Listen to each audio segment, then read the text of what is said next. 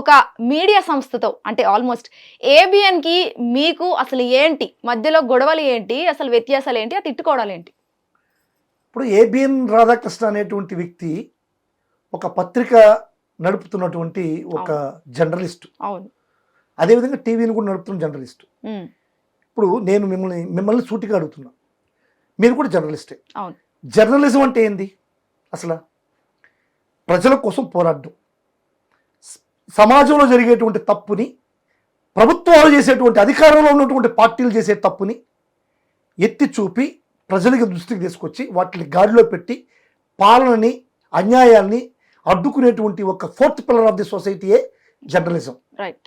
ఇది కరెక్టేనా? అవునండి. అటువంటి పరిస్థితుల్లో, అంత పవిత్రమైనటువంటి పరిస్థితిలో ఉన్నటువంటి ప్లేస్లో ఉన్నటువంటి రాధాకృష్ణ జర్నలిజం ముసుగులో తెలుగుదేశం పార్టీ కార్యకర్తగా బ్రోకర్ మాదిరి ఉన్నాడు. బ్రోకర్, పొలిటికల్ వ్యభిచారి, ఇతను రాజకీయ వ్యభిచారి. ఇప్పుడు జర్నలిస్ట్ ముసుగులో అతను మాట్లాడుతున్న మాటలు మీరు విన్నారా? మీరు అవి వినే ఉంటారు. వైఎస్ఆర్ కాంగ్రెస్ పార్టీ కార్యకర్తలు జగన్ మాట విని వాళ్ళ భార్యల్ని చెల్లెలుగా అనుకొని ఆ చెల్లెలికి పెళ్లి చూపులు చూసి ఒక మొగుడిని వేరే మగాడితో పెళ్లి చేసేటువంటి పరిస్థితి మాకుందంట. ఎంత నీచం అండి ఇది! ఒక జర్నలిస్ట్ మాట్లాడే మాటేనా? ఇంత నీచపు మాటలు జర్నలిస్టులు మాట్లాడతారా? దీన్ని తెలుగుదేశం పార్టీ నాయకులు చంద్రబాబు నాయుడు గారు నిన్న మీటింగ్ పెట్టి మంత్రులతో దీనికి సమర్థించాలనేటువంటి ఒక తీర్మానం చేస్తారు. సిగ్గు శర్మ ఉందా చంద్రబాబు నాయుడికి, ఈ మంత్రిత్వ మంత్రులకి? ఇటువంటి వ్యాఖ్యలను సమర్థిస్తారా? ఒక జర్నలిస్ట్ ముసుగులో చేసేటువంటి వ్యభిచారాన్ని సమర్థిస్తారా? నేను సూటిగా ఈ నాయకులకి, అదేవిధంగా రాధాకృష్ణకి నేను సూటిగా ప్రశ్నిస్తున్నా. రాధాకృష్ణ అనేటువంటి వాడు బ్రోకర్, నీతి మాలిన బ్రోకర్. వాడు జర్నలిస్ట్ కాదు. ఎందుకు చెప్తున్నానంటే మీకు 2 ఉదాహరణలు చెప్తాను. చంద్రబాబు నాయుడు గారు ఎన్టీఆర్ని వెన్నుపోటు పుచ్చేటప్పుడు వైస్రాయ్ హోటల్లో కొంతమంది ఎమ్మెల్యేలను దాచిపెట్టాడు. వైస్రాయ్ హోటల్లో దాచిపెట్టినప్పుడు ప్రతి అన్నటువంటి ఎమ్మెల్యేలకి పందు, మందు, విందు, డబ్బు అన్నీ సప్లై చేసిన నీచమైనటువంటి కుక్క రాధాకృష్ణ. అంటే నేను ఎందుకు ఈ మాట వాడుతున్నానంటే, ఎన్టీఆర్ అనేటువంటి వ్యక్తి ప్రజల చేత ఎన్నుకోబడ్డటువంటి ఒక ముఖ్యమంత్రి. ఆయన దేవుడితో సమానం.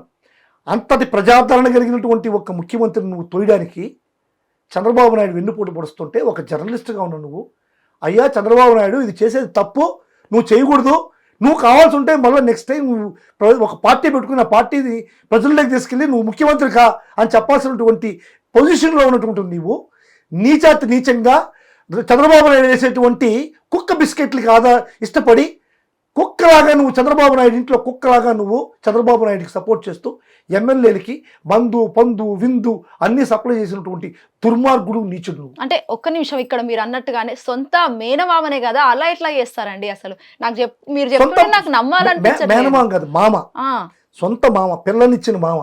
ఇదే కదా చంద్రబాబు నాయుడు గారి దౌర్భాగ్యం. ఈ రాష్ట్రానికి చంద్రబాబు నాయుడు పట్టిన పీడ చీడ అంటాం మనం, పైర్లకు పడుతుంటాం. అటు రాష్ట్రానికి పట్టిన పీడ చీడ చంద్రబాబు నాయుడు. ఈ నీచమైనటువంటి పాలనలో ప్రజలు ఈరోజు కూడా వేసారిపోతా ఉన్నారు. ఎందుకు గెలిపించావా చంద్రబాబు నాయుడిని? ఎందుకు ఈ నీతిమాలిన పాలన, ఈ దోపిడీలు, ఈ దౌర్జన్యాలు, ఈ దాష్టికాలు? మీరు బాగా గమనించారంటే లా అండ్ ఆర్డర్ అసలు ఫుల్ ఫెయిల్. నేను చెప్పేది కాదు, భారతదేశంలో కేంద్ర ప్రభుత్వం ఇచ్చినటువంటి ఒక ర్యాంకింగ్లో ఆంధ్ర రాష్ట్రంలో ఉన్నటువంటి పోలీసు వ్యవస్థకి లాస్ట్ ర్యాంక్ వచ్చింది. చివరి ర్యాంక్. ఎంత నీచమో చూడండి. అదేవిధంగా చంద్రబాబు నాయుడు సాక్షాత్తు మంత్రుల పనితీరులో ఒక ర్యాంకింగ్ ఇచ్చాడు. దాంట్లో అనితకి లాస్ట్ ర్యాంక్ అనిత, ఏదైతే హోమ్ మినిస్టర్ ఉన్నారో అనితకి లాస్ట్ ర్యాంక్. భారతదేశంలో ఈ పోలీసు వ్యవస్థకి ఆంధ్ర రాష్ట్రంలో లాస్ట్ ప్లేస్ వస్తే మంత్రుల పనితీరులో ఈ అనితకి లాస్ట్ ర్యాంక్ వచ్చింది. చంద్రబాబు నాయుడు ఇచ్చిన ర్యాంకింగ్ మీరు ఇచ్చింది కాదు. దీన్ని బట్టి మీకు ఏమర్థం అవుతుంది లా అండ్ ఆర్డర్ ఎట్లా ఫెయిల్ అయిపోయింది? అంటే అనిత పర్సనల్ గా ఫోకస్ చేస్తుందా వైఎస్ఆర్సీపీ వాళ్ళని? ఏమైనా పర్సనల్ గర్జ ఉందా? అనిత ఫోకస్ అంతా ఆమెకి ఆ పదం మార్చేస్తే బాగుంటుంది. జగన్మోహన్ రెడ్డి తిట్టుడు శాఖ అనేటువంటిది ఒకటి పెట్టి దానికి ఇచ్చేస్తే సూటబుల్ అని. ఆమె హోమ్ మినిస్టర్ గా పనికిరాదు. ఇటువంటి పరిస్థితుల్లో ఉన్నటువంటి రాధాకృష్ణ ఈ విధంగా చేశాడు. మనం టాపిక్ డైవర్ట్ అవుతాం, రాధాకృష్ణ గురించి మాట్లాడాలి. ఆ తర్వాత నరేంద్ర మోడీని గురించి మాట్లాడాడు. నరేంద్ర మోడీ నీచుడు, నరేంద్ర మోడీ టెర్రరిస్టు అని చంద్రబాబు నాయుడు అంటే నరేంద్ర మోడీ నీచుడు టెర్రరిస్టు అని చెప్పి ఒక పెద్ద కథనం రాశాడు. అంటే ఏం చెప్పాడు చంద్రబాబు నాయుడు చెప్పింది రాశాడు. ఆ తర్వాత నరేంద్ర మోడీ పెళ్ళాన్ని చూసుకోలేనాడు, దేశాన్ని నేను చూసుకుంటాడు అని చెప్పారంటే దాన్ని ఒక పెద్ద కథనం రాశాడు, ఆర్టికల్ రాశాడు. ఆ తర్వాత మళ్ళా రాష్ట్రం విడిపోయేటప్పుడు రాష్ట్రానికి ప్రత్యేక హోదా కావాలని చెప్పి చంద్రబాబు నాయుడు చెప్తే ప్రత్యేక హోదా బాగుంటుంది రాష్ట్రానికి అని చెప్పి ఒక కథనం రాశావు. ఆ తర్వాత లేదు ప్రత్యేక హోదా అవసరం లేదు, ప్రత్యేక ప్యాకేజీ బాగుంటుందంటే మళ్ళీ ప్రత్యేక ప్యాకేజీకి మళ్ళీ ఒక కథనం రాశావు. ఆ తర్వాత లేదు రాష్ట్రం నాకు రెండు కళ సిద్ధాంతం, ఆంధ్ర రాష్ట్రం బాగుండాలి, తెలంగాణ బాగుండాలి, విడిపోవాలా అన్న ఒక ఐడియా చంద్రబాబుకి వస్తే దానికి ఒక పెద్ద కథనం రాశావు. అంటే చంద్రబాబు ఏమి చెప్తే అది నీ కథనాలు, చంద్రబాబు మనసులో ఏముంటే అది నీ కథనాలు. నువ్వు జర్నలిస్టువా లేకుంటే చంద్రబాబు నాయుడికి బ్రోకర్వా చెప్పండి. అంటే చంద్రబాబు నాయుడు వేసే ఎంగిలి మెతుక్కులకి కుక్క బిస్కెట్లకి ఆశపడి నువ్వు రాజకీయ పొలిటికల్ వ్యభిచారం చేస్తావా? మేము జగన్మోహన్ రెడ్డి మాటల్ని, జగన్మోహన్ రెడ్డి ఆశయాలను ముందుకు తీసుకుపోయే బాధ్యత మాది. ఎందుకంటే ఒక రాజకీయ పార్టీలో ఉన్నాం, వైఎస్ఆర్ కాంగ్రెస్ పార్టీ నాయకుడు నేను కానీ మా నాయకులు అందరూ కానీ మా కార్యకర్తలు అందరూ కానీ జగన్మోహన్ రెడ్డి ఐడియాల్ని, జగన్మోహన్ రెడ్డి ఆశయాల్ని, జగన్మోహన్ రెడ్డి ఆలోచనల్ని ముందుకు తీసుకుపోవాల్సిన బాధ్యత మాది. మా బాధ్యత అది. మా బాధ్యతను మేము ముందుకు తీసుకెళ్తున్నాం. మేము చేసేది తప్పంటే నువ్వు జర్నలిజం ముసుగులో చంద్రబాబు నాయుడు కొమ్ము కాస్తూ రాజకీయ వ్యభిచారం చేసే నిన్నేమనాలా? నిన్ను ఆ విధంగా తిట్టడానికి వీల్లేదా?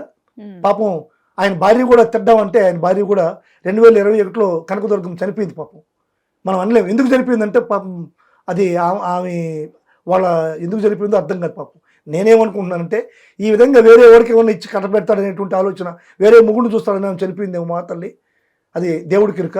కానీ రాధాకృష్ణకు ఒక కూతురుంది, ఒక కోడలుంది. ఆ ఇద్దరికి ఈరోజు తెలుగు మ్యాట్రిమోనీలో యాడ్ ఇచ్చి అమ్మా మీ మొగుళ్ళు బాగలేదు, ఇంకొక సంబంధం చూసి ఇంకొక మొగుళ్ళని తయారు చేద్దాం, ఇంకొకరితో మగాడితో మీకు పెళ్లి చేస్తానని చెప్పి రాధాకృష్ణ చెప్పగలడా? ఇదే విధంగా ఈరోజు రాధాకృష్ణ వ్యాఖ్యల్ని సమర్థిస్తున్నటువంటి తెలుగుదేశం నాయకుల పిల్లలకి మొగుళ్ళు చూస్తే ఓకేనా? వేరే మొగుళ్ళతో సంబంధం పెట్టేసి పెళ్లి చేద్దామా? ఇటువంటి నీచమైనటువంటి రాజకీయాలు, ఈ విధమైనటువంటి మాటల్ని సమర్థిస్తున్న చంద్రబాబు నీచుడా కాదా? మీరు చెప్పండి. తెలుగుదేశం నాయకులు నీచుడా కాదా? మీరు ఏదైనా రాజకీయ విమర్శలు ప్రతి విమర్శలు చేయండి, తప్పలేదు. కానీ కుటుంబ మనోభావాలు, కుటుంబ వ్యవస్థలో ఉన్నటువంటి భావాలని వాటి మీద దెబ్బతీయడం ఏంటి? వాటి మీద మాట్లాడడం ఏంటి? అసలు ఆడవాళ్ళని ఇంట్లో ఉండే ఆడవాళ్ళని ఎందుకు లాక్కొని వస్తారు? ఎంతటి మాట!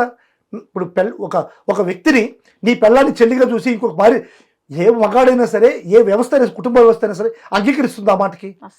ఇటువంటి నీచమైనటువంటి మాట్లాడిన ఇప్పుడు ఏబిఎన్ రాధాకృష్ణని ఈ తెలుగుదేశం పార్టీ వెంటేసుకుని వస్తుందంటే వీళ్ళు నీచులా, నికృష్టులా, లేకుంటే చీడ పురుగుల సమాజానికి. వీళ్ళకి కుటుంబ వ్యవస్థల గురించి, కుటుంబ మర్యాదల గురించి, హిందూ సాంప్రదాయాల గురించి కొంచెమైనా అవగాహన ఉందా?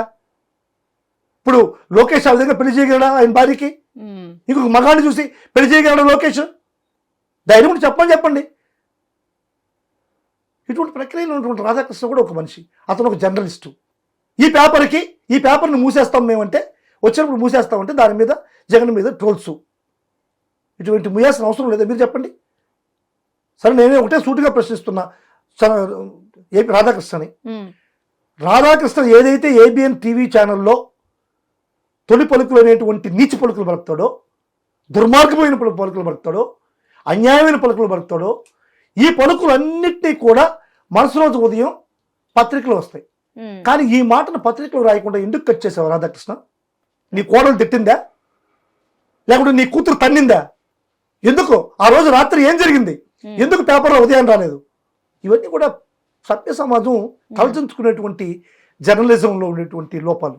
వీటన్నిటిని కూడా సర్దిద్దుకొని పత్రికలు బాగా నడిపితే ప్రజాస్వామ్యం బాగుంటుంది, ఈ యొక్క వ్యవస్థలన్నీ కూడా బాగుంటాయి.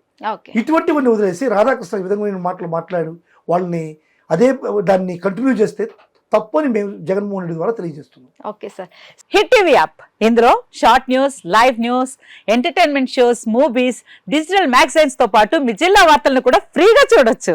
ఇంకెందుకు ఆలస్యం, వెంటనే హిట్ టీవీ యాప్ ని డౌన్లోడ్ చేసుకుని ఫ్రీగా ఎంటర్టైన్మెంట్ పొందండి. Hit TV app. Hit TV app.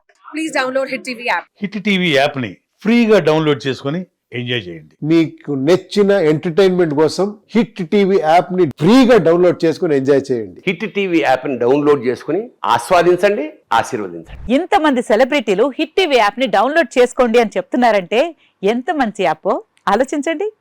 America America America అమెరికాలో చదవాలనుకునే వాళ్ళకి విశ్వసనీయమైన పేరు మన శౌర్య కన్సల్టెన్సీ.